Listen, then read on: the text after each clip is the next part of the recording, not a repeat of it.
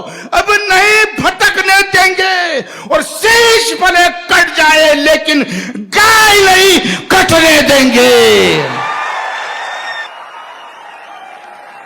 कि युगों युगों से भरत भूमि की शान रही गौ माता है, और इस मिट्टी के कण कण की पहचान रही गौ माता है। शायद बहुतों को यह पता नहीं होगा कि गौ माता का उद्भव कहां से हुआ, गौ माता पैदा कहां से हुई। अब्दुल गफ्फार बताता है, एक बार पौराणिक संदर्भ बताते हैं कि एक समुद्र में राक्षसों ने देवताओं ने समुद्र मंथन किया। एक तरफ देवता थे, एक तरफ राक्षस थे।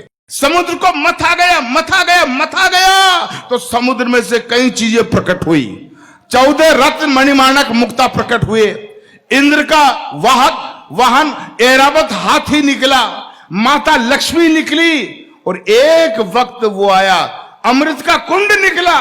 लेकिन एक वक्त वो आया जब समुद्र में से अचानक 5 गौ माताएं प्रकट हुई, 5, जिनके नाम थे नंदा, सुभद्रा, सुरभि, सुशीला और बहुला। 5 गौ माताएं जब समुद्र से निकली तो शर्त यह थी कि आधा आधा बांट लेंगे। राक्षसों ने देखा, यार ये आइटम क्या आ गया, ये सींगों वाला आइटम है क्या। राक्षसों ने कहा कि हम इसको नहीं लेंगे। देवताओं ने कहा कि हमें तो जरूरत नहीं, हम तो देवता हैं। तो मित्रों, मेरे ज्ञान को फिर समर्थन देना, अध्ययन को फिर समर्थन देना।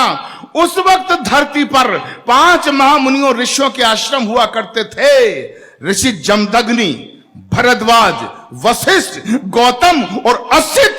तो एक एक गाय एक एक आश्रम को दे दी गई, जो कामधेनु बनकर जगत का कल्याण कर रही है। उसी गौ माता को जब कटते हुए देखता हूं तो यह पीड़ा अब्दुल गफ्फार को होती है कि युगों युगों से भरत भूमि की शान रही गौ माता है, और इस मिट्टी के कण कण की पहचान रही गौ माता है। गौ माता है जिसका अमृत पी के खुद को खड़ा किया, और गौ माता है जिसने हमको पाल पोष कर बड़ा किया। अच्छा, मुझे लोग कहते हैं कि यार आप मुसलमान हैं। मैं कहा बेशक। तो यार मुसलमान होकर आप गाय को माता क्यों कहते हो। मैंने कहा यार प्रश्न तो तूने ठीक किया, लेकिन जवाब भी ठीक ही होगा।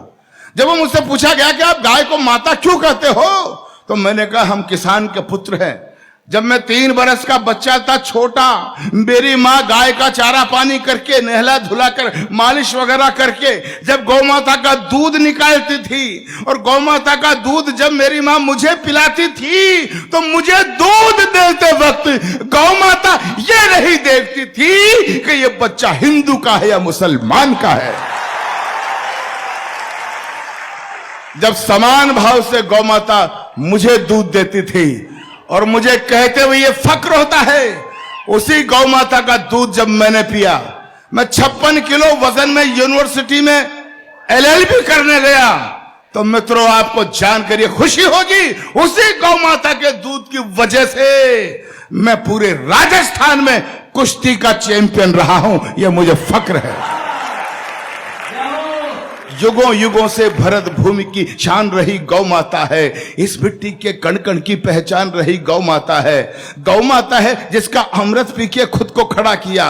गौ माता है जिसने हमको पाल पोष कर बड़ा किया। गौ माता है जिसकी चर्चा त्रिभुवन में पर्याप्त हुई। गौ माता है जो समुद्र मंथन से हमको प्राप्त हुई। गौ माता है जिसके निस्दिन गुरु वशिष्ठ गुण गाते थे, कृष्ण कन्हैया नटवर नागर जिसका यश दोहराते थे।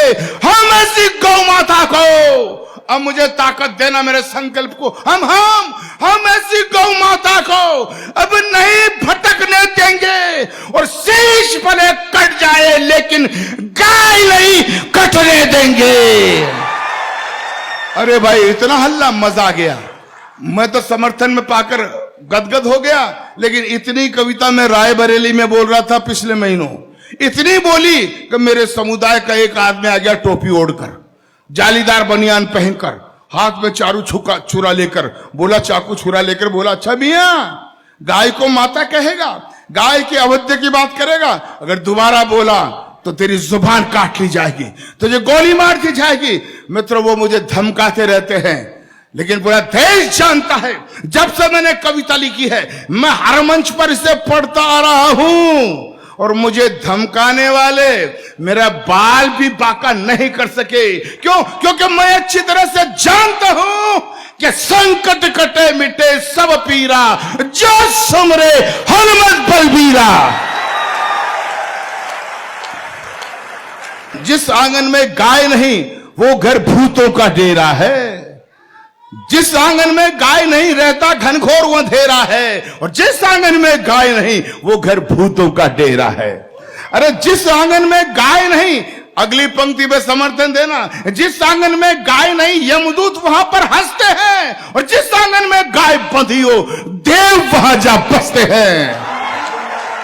भाई मजा आ गया इस गौ माता की कविता को इतनी शिद्दत से आप सुन रहे हैं कि जिस आंगन में गाय नहीं रहता घनघोर अंधेरा है, जिस आंगन में गाय नहीं वो घर भूतों का डेरा है, जिस आंगन में गाय नहीं यमदूत वहां पर हंसते हैं। तो जिस घर में गौ माता हो वो घर फूले वो फलता है, जिस घर में गौ माता हो खुशियों का दीपक जलता है, जिस घर में गौ माता हो उस घर के भाग संवर जाते। गाय पूंछ को पकड़ लोग वेतरणी पार उतर जाते। तो गौधन का वध करने वाले, गौधन का वध करने वाले द्रोही कंस कहते हैं, और गौपालक के घर में बंसी नटवर श्याम बजाते हैं। और अंतिम पंक्तियां रख रहा हूं इस कविता की, अंतिम पंक्तियां कि त्रेता युग में गौ माता की महिमा अजब निराली थी, ऋषि मुनियों की हर इच्छा ये पूरी करने वाली थी। अंतिम पंक्तियों में एक शब्द आएगा, आबे जमजम। आबे जमजम मक्का मदीना का वो पवित्र जल होता है जो हमारी अंतिम सांस होती तो मुंह में दिया जाता है, और ये मान्यता है कि उसके पीने से हमें जन्नत मिलती है। अंतिम पंक्तियां निवेदन कर रहा हूं, वीडियोग्राफी हो रही है, पूरा भारत सुनना चाहता है। मैं हैवरा में सरेआम एक वसीयत कर रहा हूं, शब्द याद रखना, आबे जमजम मक्का मदीना का वो पवित्र जल है। लेकिन अब्दुल गफ्फार क्या कहता है, बस 3 मिनट मुझे शांति से देना, समर्थन करने की ताकत हो तो ऐसा समर्थन करना कि मेरी थकान दूर हो जाए। त्रेता युग में गौ माता की महिमा अजब निराली थी, और ऋषि मुनियों की हर इच्छा ये पूरी करने वाली थी। त्रेता युग में गौ माता की महिमा अजब निराली थी, ऋषि मुनियों की हर इच्छा ये पूरी करने वाली थी। कामधेनु कल्याणी मां पर, कामधेनु कल्याणी मां पर जब जब संकट आए थे, परशुराम ने फर्श से गोहंता मार भगाए थे। और पंक्ति सुनना कि द्वापर में तो गौ माता ने हर एक बोल बदल डाले, द्वापर में तो गौ माता ने हर एक बोल बदल डाले, और गाय चरैया श्री कृष्ण ने हर भूगोल बदल डाले। कि त्रेता युग में महाभारत का सबको ज्ञान होगा, अब्दुल गफ्फार गौ का चमत्कार बताना चाहता है। त्रेता युग में गौ माता की महिमा अजब निराली थी, ऋषि मुनियों की हर इच्छा ये पूरी करने वाली थी। कामधेनु कल्याणी मां पर जब जब संकट आए थे, परशुराम ने हर्ष से गोहंता मार भगाए थे।